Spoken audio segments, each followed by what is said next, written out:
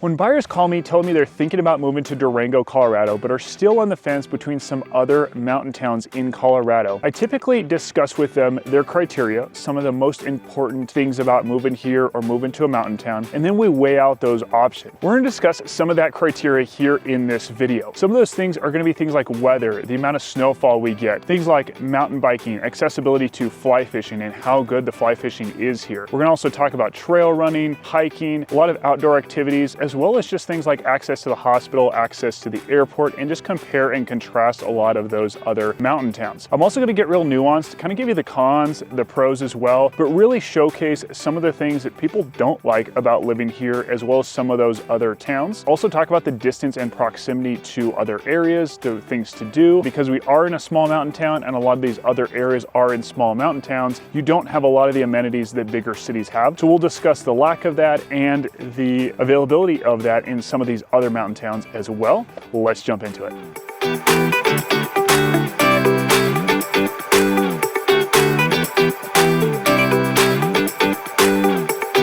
By the way, guys, as much as I love shooting these videos, I even love helping you guys more with your real estate needs. So I'm a licensed realtor here in Durango. Would love to help you with all of your real estate needs. But more than that, I just truly love talking to people and discussing Durango and really splitting apart different areas, showing you pros and cons, really diving into what you're looking for, and just making it an incredibly amazing, seamless process for you, especially as somebody that might be watching this video from another state or another area that just doesn't know this area as well as I do. So just give me a call or text or an email. Love to just hop on a call, just kind of discuss your criteria and see how we can help you. Let's dive back into the video.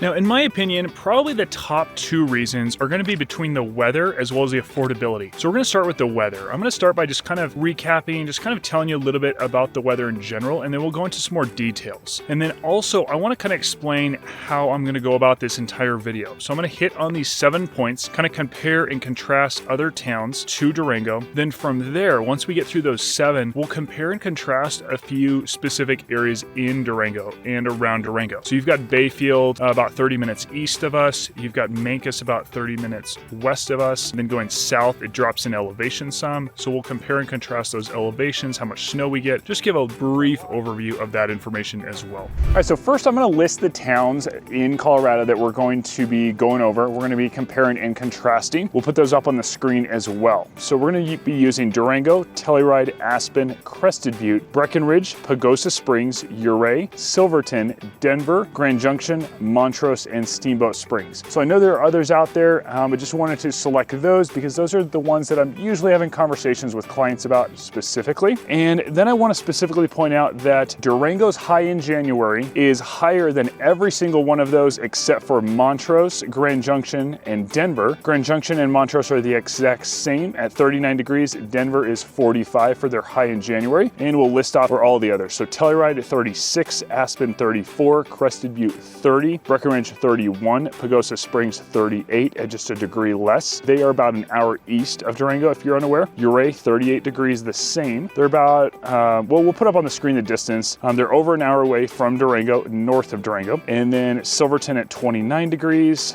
Denver, like I mentioned, 45 degrees, Grand Junction 39, Montrose 39, and Steamboat Springs at 31 degrees. So as you can see, places like Steamboat Springs, 8 degrees colder, Crested Butte, 9 degrees colder, Telluride 3, but we'll also get into the amount of snowfall where a lot of these are getting double, triple, or even more snow than Durango. So we'll also compare that. So just to recap, Durango is the warmest, lined up with Grand Junction and Montrose, and then Denver is warmer, but I wouldn't necessarily consider Denver to be a mountain town specifically. Of course, there are a lot of mountain towns right around Denver though. All right, now let's go over the lows. Durango's low is 11 degrees. The towns which have a higher low in January than Durango are going to be Breckenridge with 15 degrees, Grand Junction at 18, Denver at 15, and Montrose at 18 degrees. So very similar, Montrose and Grand Junction and Denver up there as well. And then Breckenridge made that list for a higher low than Durango. Let's go through the rest of the list. We've got Telluride at 4 degrees, Aspen at 4 degrees, Crested Butte at -2, Pagosa Springs at 4,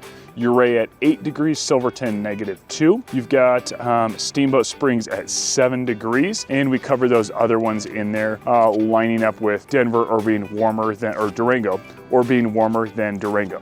All right, now let's swing over to the summer. Now keep in mind, all of these towns are gonna be in the 70s and 80s, so nothing is really hitting 90 for the high in July. And all of these are pretty moderate temperatures throughout the summer in general. Also, one point that I wanna make about the summer, specifically in Durango, just because I know this market better, but I would imagine in these other markets as well, is you don't see a lot of homes with air conditioning. You will see a lot of homes, especially luxury homes, with radiant floor heating, which makes it a lot trickier to put in forced air for air conditioning. So what I recommend a lot of clients do is consider putting split AC units in all the rooms or in most of the rooms. And we'll show $2, $3, $5 million properties with those split AC units in those homes. And we also see them a lot more popular in Europe. So I just want to kind of point out that that's something a lot of my clients walk in and there's like, oh, there's no AC. But keep in mind, you know, our high in July is, and we'll get into those numbers now, is 85 in Durango. And July is going to be the hottest month. So that's why I pulled this month. Now to kind of give you the synopsis of the July temps, in Durango,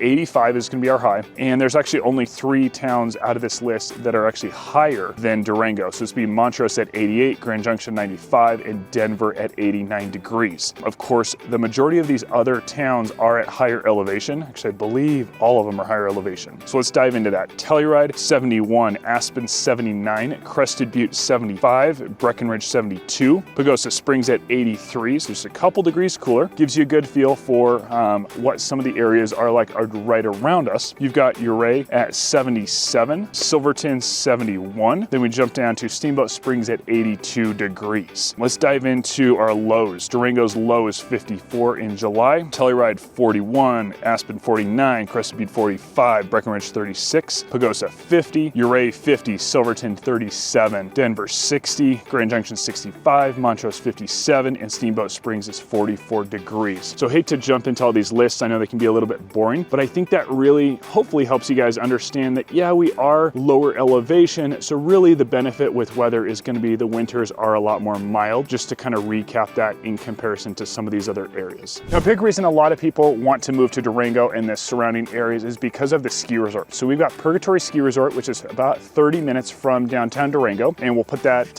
map up on the screen, a little bit over 30 minutes. And then we've got Wolf Creek, about an hour 45, a little bit under that from downtown Durango as well. Now, Purgatory Ski Resort is awesome in that it's not your big resort area. It's not super crowded. A lot of my clients move here saying we're moving here because we're tired of driving to certain resorts around Denver and sitting in traffic for 3 to 4 hours or 2 to 3 hours. And here, you know, you're on the ski lifts within an hour of driving from downtown Durango, usually way, way less. So let's dive into Snowfall. Again, out of this list, I'll just kind of give you the basics. Out of this list, you've got Denver, Grand Junction, and Montrose are the only ones that get less snow than Durango. So we get an average of 67 inches. So again, if you really want that mild winter, but want to be able to drive to great skiing, this is a great place for you. Whereas Telluride, Aspen, Crested Butte are all getting over, let's see, Telluride's at 167, Aspen's 179, Crested Butte 216, Breck is at 300, Pagosa Springs 107, Ouray 140, Steamboat Springs down at 184, and Silverton at 150. We've also got the best backcountry skiing in the country, in my opinion. We've got Silverton, we've got Telluride, where you can do heli skiing as well, where they'll fly you over to the mountains around Silverton. Some phenomenal skiing. I've got some friends that do it and absolutely love it. So definitely make sure to look into that if that's of interest to you guys as well. So just to recap the Snowfall and just information about snow in general, in town Durango as well as all around Durango, we do a really good job, or they do a really good job of plowing the roads, plowing the neighborhoods. You'll see people out or snow plows out at midnight plowing the roads when we're just starting to get snow. So I really want to give them a lot of credit. Tell you guys that I wouldn't be super concerned with just being worried about winter in general. Now, what I would be cautious of is the drive to the property specifically that you might be looking at. There's a lot of properties with steeper driveways. I want you to be really cognizant of that you're either going to need to pay someone to plow that driveway, you're going to either need to, or you're going to need to get an ATV put a plow on the end of it to plow your driveway. I definitely recommend getting a four-wheel drive vehicle if you don't have one, or having both vehicles be four-wheel drive. And then also considering getting a snowblower. If you're at lower elevations like in town or in the valley or south of town, you might not need one if you have a small driveway, but if you have a longer driveway, you're gonna be looking at those options we just discussed. The other thing is ice. Like, we definitely get some solid ice. Be very careful, be very cognizant of that, drive carefully. I recommend putting your car in four-wheel drive when you drive out if you just got snow the night before, even if the roads don't look too sketchy, because you will see people sliding into ditches, you will see accidents. So just be very careful and cognizant. And something I always like to recommend in my videos when I'm talking about snow and ice is just being prepared, having stuff in your car like a shovel, having some traction boards in your car, just doing a little bit of research on how you can be prepared for snow and ice with your car.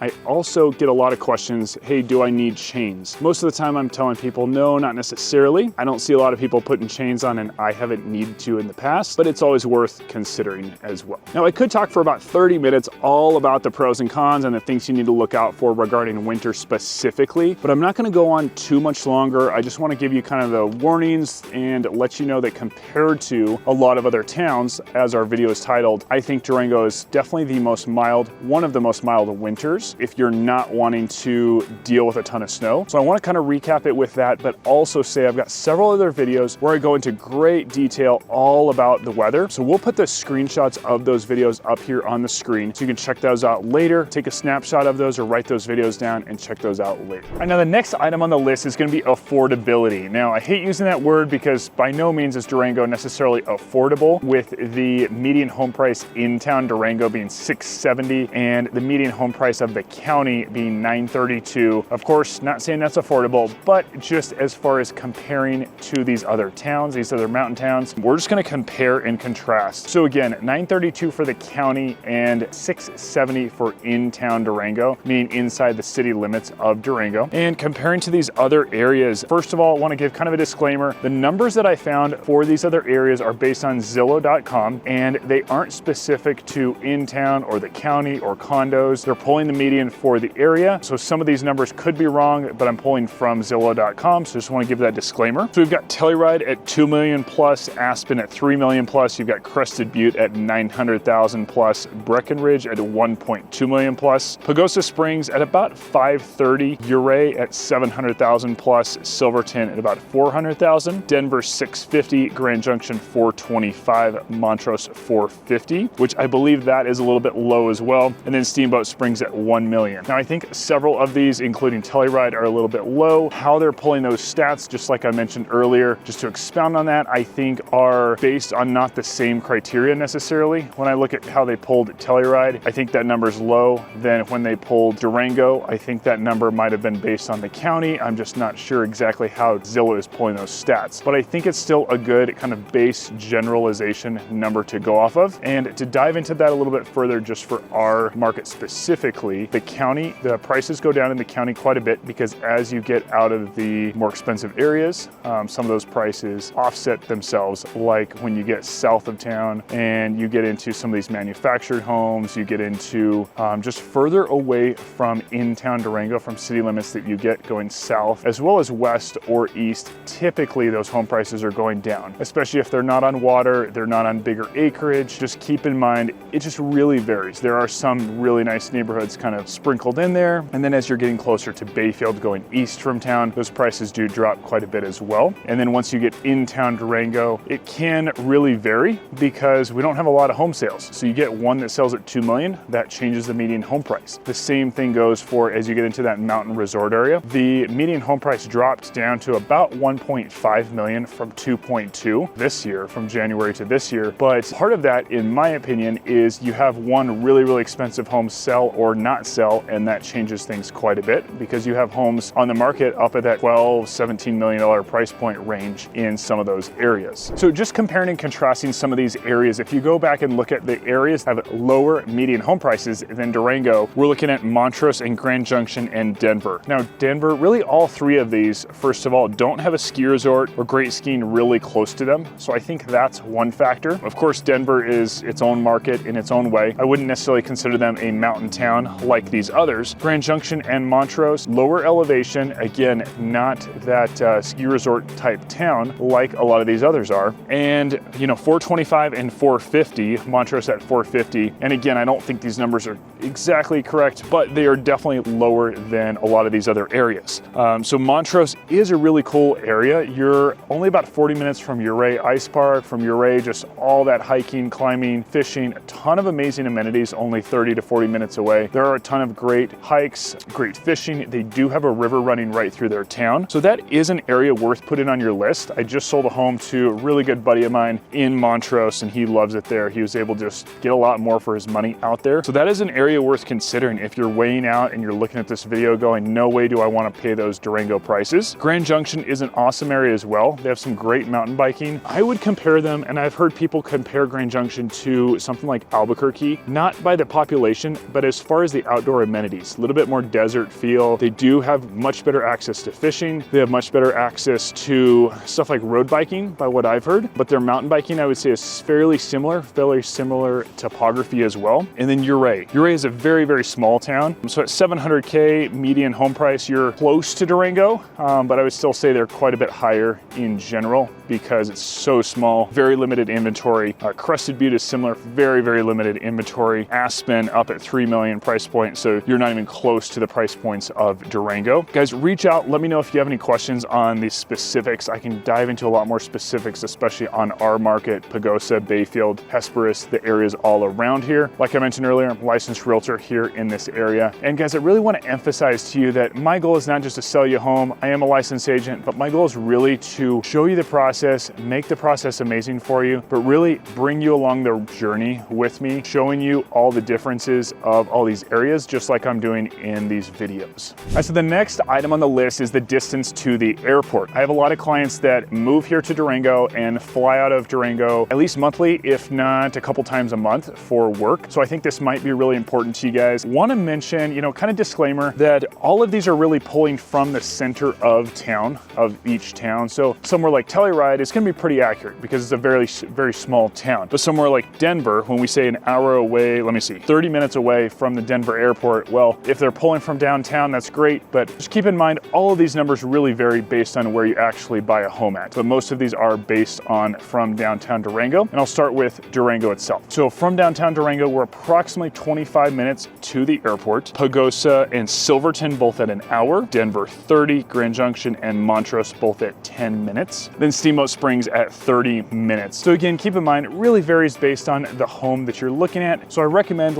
let me know if you're really liking a specific home, and I'll just pull up the location and the distance to the airport for you. Something I'll elaborate on for Durango is the drive to the airport. Let's just say you're going from downtown Durango or just in town Durango. In the winter isn't going to be bad at all. The drive there drops in elevation, so it's not like you're going up in elevation and more worried about snow. So I wanted to cover that. That's a question that I get a lot. Another question I get is just, what is the airport like? Well, they just added another terminal to the Durango airport, so that's going to help us a lot. They do seasonal travel to Dallas, Fort Worth, and so that's really nice. In the summer, they're doing that. And I would say, you know, there definitely are some delays. There are a handful of delays. Most of it comes due to weather. So you've got hailstorms, you've got the monsoon seasons in the summer, and that will affect that. And then you've obviously got winter. And so depending on winter, again, going back to the weather, our winters are a lot less brutal than a lot of these other mountain towns. So if you're comparing mountain towns, I think overall, you're going to be really happy with this airport, just knowing it is a very small airport. You're typically going to be going from here to Denver or here to Phoenix, and then getting another connecting flight from there.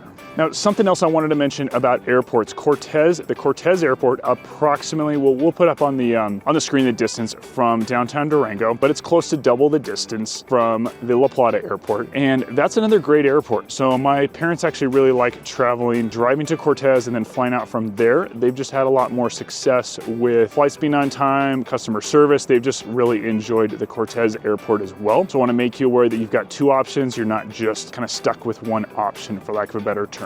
Now, the next item on the list is going to be the distance to the hospitals. And we're just going to compare the distance to the Durango Hospital to all these others in these other mountain towns. But also, I want to just discuss the hospital in general a little bit. So I'm going to put up on the screen one of the videos that I did with my parents. And we did a little bit of a series, if you will, with them, where I interviewed my parents talking about the hospital, the pros and the cons, their opinion on it. They were both in healthcare field as well, and so they can kind of speak to it a little bit better than I can. And then I've also just talked to friends, family, just got their opinion on what they think of it. Overall, I've had a lot of people that say they really like it, so I want to point that out first. And then let's just go over the distance. So Durango, downtown Durango, approximately 10 minutes. We'll put that up on the screen, but under 15 minutes. Then the other ones that are about 10 minutes are going to be Aspen, and you've got Denver, Grand Junction, Montrose, and then Steamboat Springs at 15 minutes. Telluride about an hour. You got Crested Butte at about an hour and a half. Pagosa 20 minutes. Ouray about an hour and a half, and Silverton at about an hour, which is going to be the hospital here in Durango. The Pagosa hospital is smaller, so you might want to consider the size of all these hospitals, what kind of hospitals they have, but still just want to generally put up on the screen the distance and talk about the distance to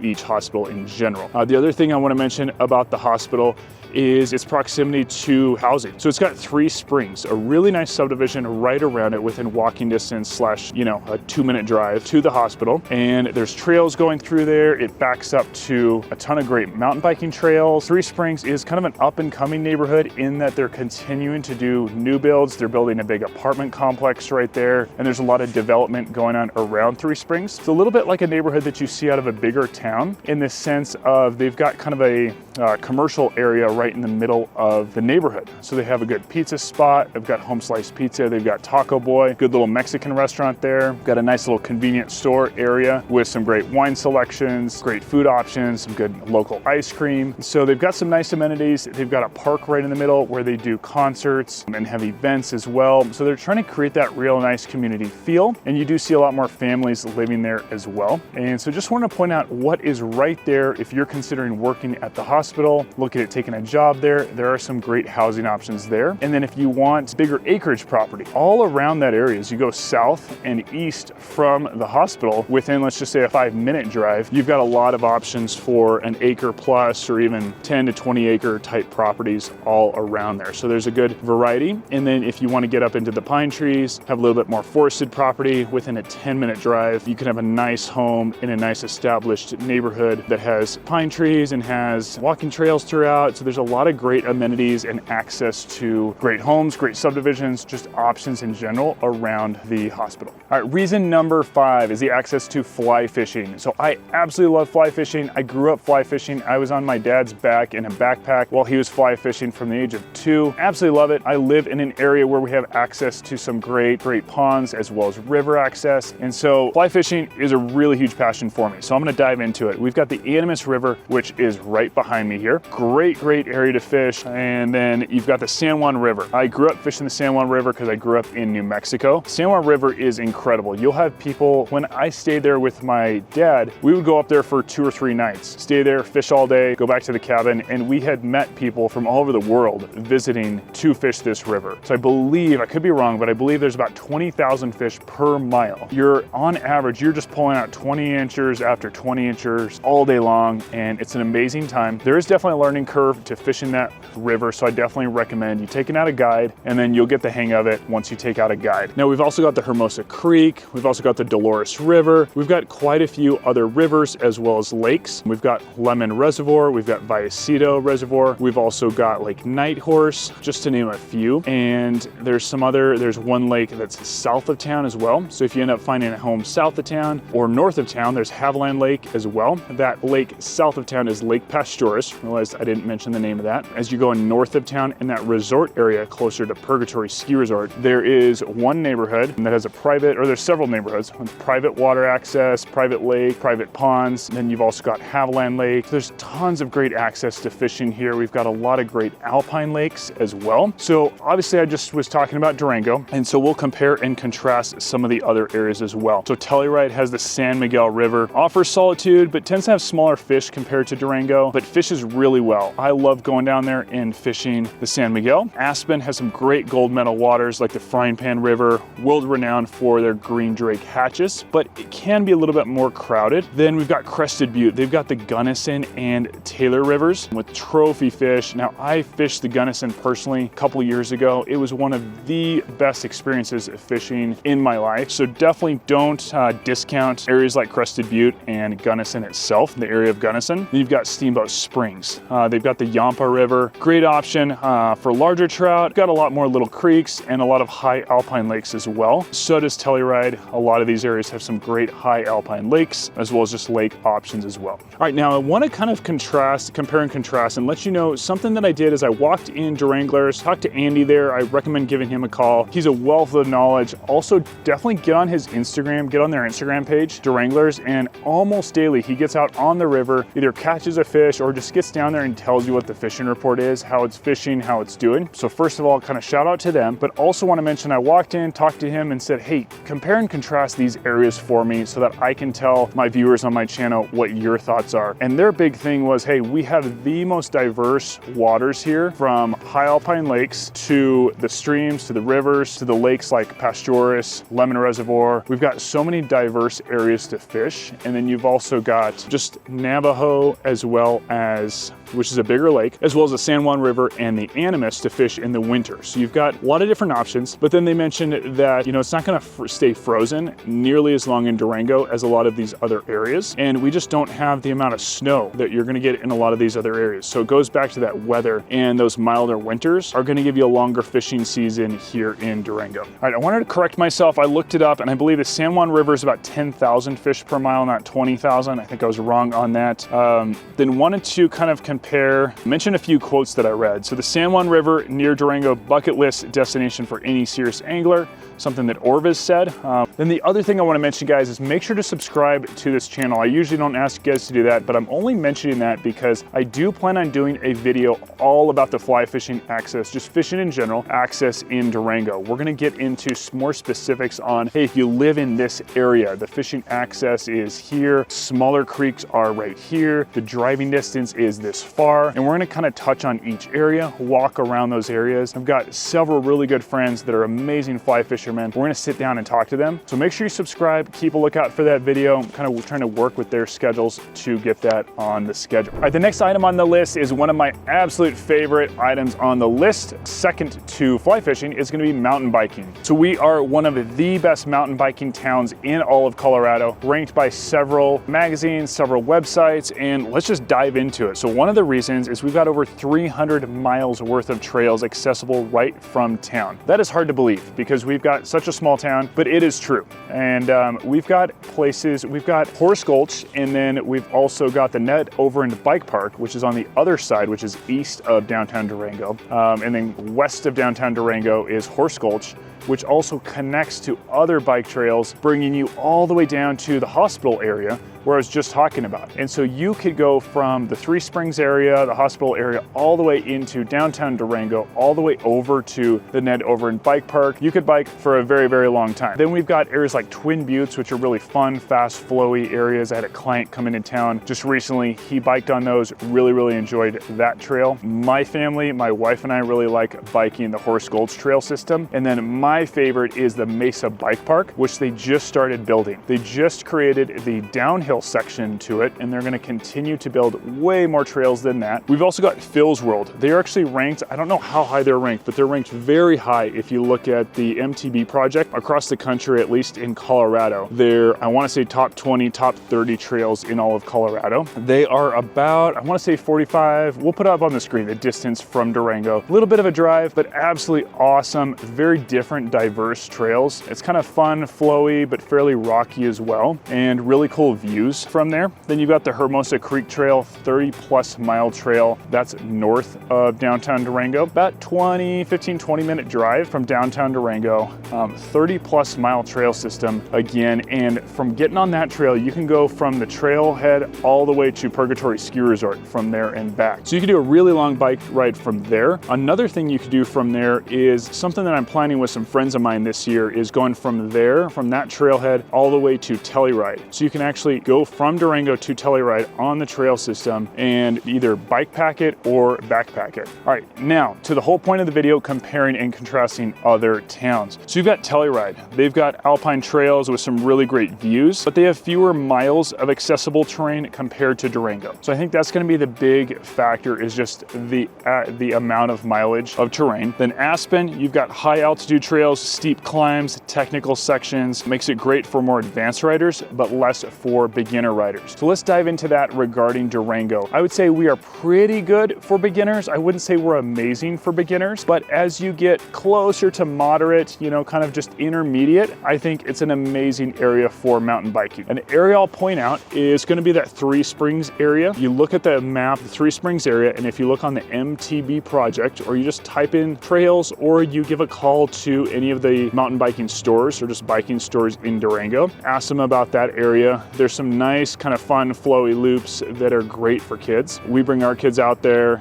and the other option is the Animas River Trail, right around a 9-mile river trail that is great for kids and beginners as well. Then I've got to address Crested Butte. So Crested Butte is an awesome area for downhill mountain biking on their ski resort. We went there a few years back and had an absolute amazing time. I love it there. Compared to Purgatory's downhill mountain biking, I would say Crested Butte is better, although I absolutely love Purgatory as well. So just want to mention the downhill biking as well. Let's see, they talk about, some of my notes are their birthplace of mountain biking. Crested Butte offers iconic trails like 401 and Dr. Park, but its remote location can be a drawback for visitors. You know, just going back to living there in general, it is a very, very small town. So I think if I was having this conversation with you right now, I'd say that's the big contrast you want to make. Is great for mountain biking, great for outdoor stuff, but very, very small town compared to Durango. Steamboat Springs, Steamboat Bike Park, and Emerald Mountain have a really large range of riding experiences, but again, going back to Durango, they don't match Durango's trail network in terms of diversity and accessibility. So just your ability to live downtown Durango and have access to all of those different trail systems right from downtown, I don't think anybody rivals that. And then going over to Breckenridge, they've got some really scenic mountain routes and bike paths, but tend to cater more towards recreational riders rather than serious mountain bikers. So that's kind of the opposite of one of the other towns I was talking about. And then Breck does have some harder trails too. I don't want to just say that it's an easy place to bike, but I think just comparatively, if we were just talking broad picture on Breckenridge. Now, a few other features, things to know about Durango. So they hosted first ever UCI Mountain Bike World Championship in 1990, home to world-class athletes like Ned Overend, Tom Wells, cementing Durango's status as biking powerhouse. Then the annual Iron Horse Bicycle Classic draws thousands of cyclists, and it's really fun. So we live really close to Highway 550, so we'll go out there with our kids and cheer everybody on. We've got a friend that was a pro, and he'll be riding in the front pack with them. So it's really exciting to see